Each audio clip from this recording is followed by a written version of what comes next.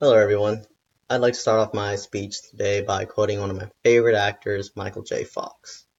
He said that family isn't an important thing, it's everything. Today, I feel like I have a pretty firm grasp about how I feel about family. Except when I was a lot younger, I probably only knew the definition of the word family. I'd like to talk to you today about how the evolution of the word family changed for me, even though the formal definition has never changed. I was born in Inglewood, California. I only spent the first few years of my life there until my family decided to move to Alexandria, Virginia, as you can see from the top left to the bottom left. At this point in my life, I only knew the formal definition, a group of people consisting of parents and children living together in a household. This would be my dad Faisal, my sister Sarah, and my mom Karima. By the age of 7 or 8, I knew that family meant a little bit more to me than it was before. I knew that they took care of me because they loved me.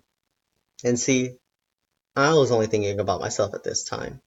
You could say I was a little self-centered. When I was 11 years old, my mom had my little brother Ramsey. Having a little brother, especially at the age of 11, meant that I would have to be there for him as an older brother. I would have to give the same kind of love that my parents gave to me to him. I thought this would be easy, but it's a lot harder than you think. My brother, when he was first born, was a wild one. He was always touching things, always getting into things that he shouldn't be, but that's a baby for you. While my parents were at work, me and my sister would always have to be changing his diaper, would have to be feeding him, and would always have to be playing with him. But what I'm trying to get at here is that I would only do these things because I was supposed to be doing these things for him because he's family. How else am I supposed to show a baby that he's a part of the family? As I moved on in school, the definition of the word family really became solid for me. In 10th grade, I met my first best friend, Steve. We had lots of things in common. Always hung out in school, but it wasn't until 11th grade when I really started to hang out with him a lot out of school. In my mind, it's different to have friends that you hang out in school and friends that you hang out of school.